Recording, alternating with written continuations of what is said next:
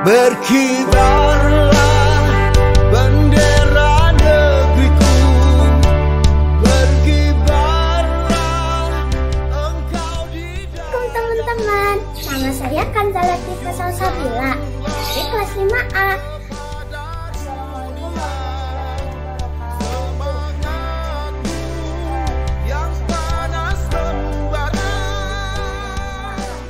Assalamualaikum warahmatullahi wabarakatuh. Perkenalkan, nama saya Akif Ubaid Horizon kelas 5A. Assalamualaikum warahmatullahi wabarakatuh. Nama saya Zindan dari kelas 5A IMI Nur Al-Hijrah. Assalamualaikum warahmatullahi wabarakatuh. Nama saya Desri Nurul Azmi kelas 5A.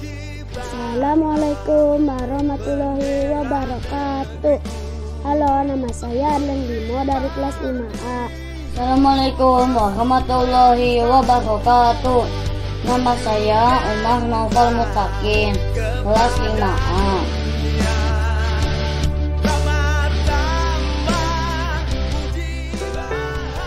Indonesia mempunyai catatan sejarah.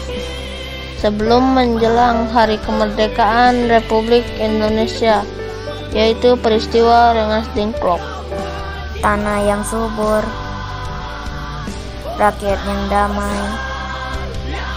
menjadi sebuah sumber kekuatan, sumber kebahagiaan bangsa Indonesia. Hal inilah yang membuat bangsa lain iri untuk menjajah Indonesia.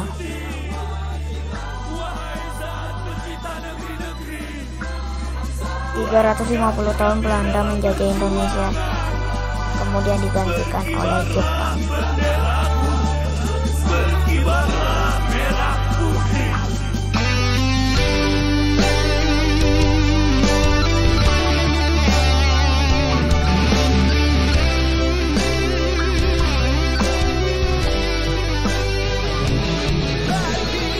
Assalamualaikum warahmatullahi wabarakatuh. Nama saya Tiara Nisrina Nur Salima dari kelas 5A. Mau bercerita tentang salah satu pahlawan wanita. Namanya Raden Ajeng Kartini. Raden Ajeng Kartini lahir di Jepara tanggal 21 April 1879. Ajeng Kartini sering menulis surat kepada temannya yang bernama Rosa Abendanon. Rosa Abendanon sangat mendukung R.A. Kartini untuk mendapatkan hak-hak sebagai manusia meskipun dia perempuan. Pada saat R.A. Kartini berusia 20 tahun, beliau sudah menyelesaikan buku-buku seperti The Steel Card milik Louis Severus dan Max Havelaar. R.A. Kartini kemudian menghembuskan nafas terakhirnya 4 hari setelah melahirkan. Beliau wafat pada usia 25 tahun tanggal 17 September 1903. Karya-karya R.A. Kartini yang berhasil dibukukan salah satunya adalah buku Habis Gelap, Terbitlah Terang, dan Surat-surat Kartini. 350 tahun Belanda menjajah Indonesia, kemudian digantikan oleh Jepang yang ingin menguasai tanah.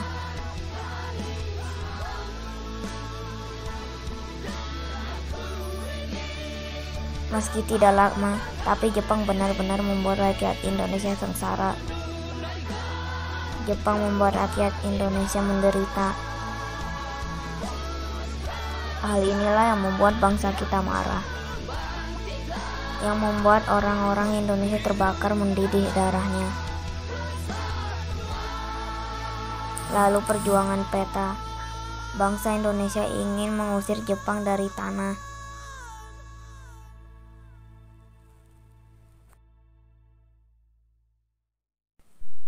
Akhirnya semua bersatu, berpadu berjuang untuk Indonesia. Assalamualaikum warahmatullahi wabarakatuh. Hai teman-teman, perkenalkan, namaku Nora Syifa Kanahaya, kelas 5A Eminur Ahita. Hari ini aku akan menceritakan tentang sejarah proklamasi Republik Indonesia. Jadi, sebelum akhirnya bangsa Indonesia menyatakan kemerdekaannya, ada beberapa peristiwa yang terjadi, seperti di mana sebelumnya Jepang pada tanggal 1944 telah mengumpulkan bahwa Hindia Timur yakni Indonesia diperbolehkan merdeka di kemudian hari. Pengumuman tersebut dilakukan karena tentara Jepang sudah semakin terdesak. Bahkan kepulauan Saipan juga berhasil direbut dari Jepang. Sehingga selanjutnya pada tahun 1945 dibentuklah BPUPKI atau Badan Penyelidik Usaha Persiapan Kemerdekaan Indonesia, dan PPKI atau Panitia Persiapan Kemerdekaan Indonesia. Tujuan dari pembentukan dua badan tersebut adalah untuk menarik simpati dari rakyat Indonesia agar mau membantu Jepang melawan sekutu.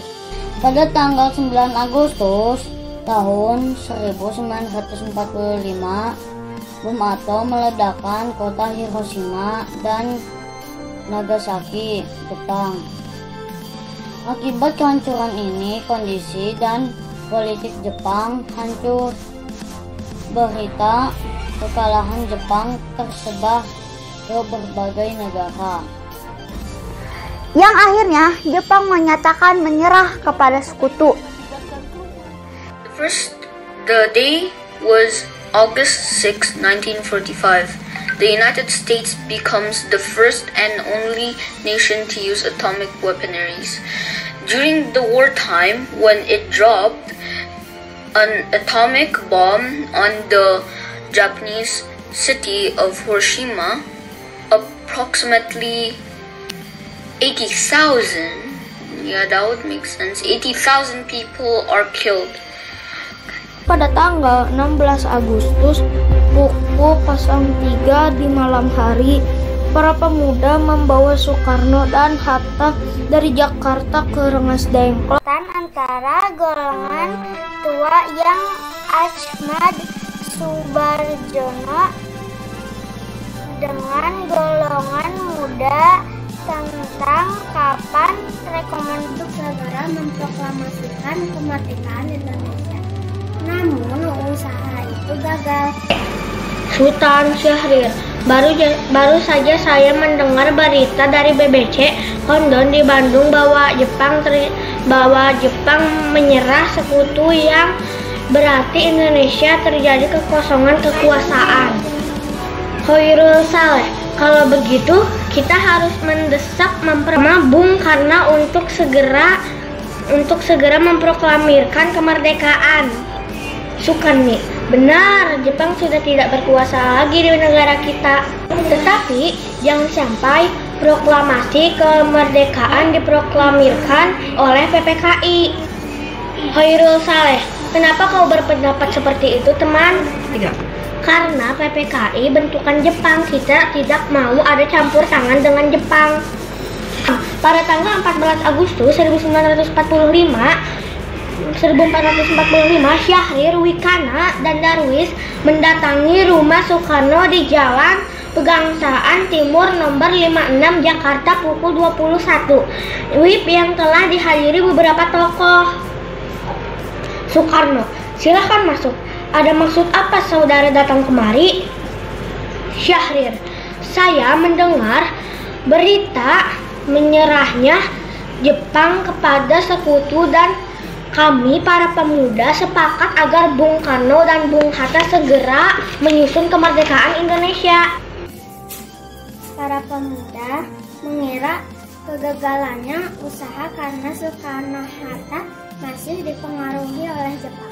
Hal tersebut berlanjut pada penculikan Soekarno dan Muhammad Hatta oleh sekelompok pemuda. Soekarno dan Hatta diculik pada 16 Agustus 1945 dan dibawa ke Rengas Dengklok, sebuah kota kecil dekat Karawang. Dalam penculikan itu, Soekarno didesak para pemuda, namun Soekarno tetap berpegang teguh untuk melaksanakan rencana proklamasi pada 17 Agustus 1945. Menurut Soekarno, angka 17 adalah angka yang suci. Selain itu, 17 Agustus 1945 bertepatan dengan hari Jumat yang dipercaya sebagai hari Jumat. Akhirnya, Soekarno dan Hatta dijemput untuk kembali ke Jakarta dengan jaminan proklamasi kemerdekaan akan diumumkan pada 17 Agustus 1945. Pengurusan teks proklamasi dilakukan di Rumah Kediaman Laksamana Muda Padasi. Teks dirumuskan bersama oleh Soekarno, Hatta, dan Ahmad Subarjo. Soekarno menyusun naskah proklamasi pada secara kertas. Sementara Muhammad Hatta menyumbangkan pikiran secara lisan. Adapun tokoh yang berkumpul saat itu adalah Soekarni, Sudiro, B.M. Liyah, Ahmad Subarjo, Soekarno, dan Hatta. Teks proklamasi disetujui pukul 4 dini hari. Setelah itu, naskah proklamasi diserahkan kepada Sayuti Melik untuk diketik. Pembacaan teks proklamasi pada tanggal 17 Agustus 1945 di Jalan Pegangsaan Timur nomor 56 jam 10.00 WIB diiringi pengibaran bendera merah putih yang dijahit oleh Fatmawati. Rakyat yang hadir menyanyikan lagu Indonesia Raya.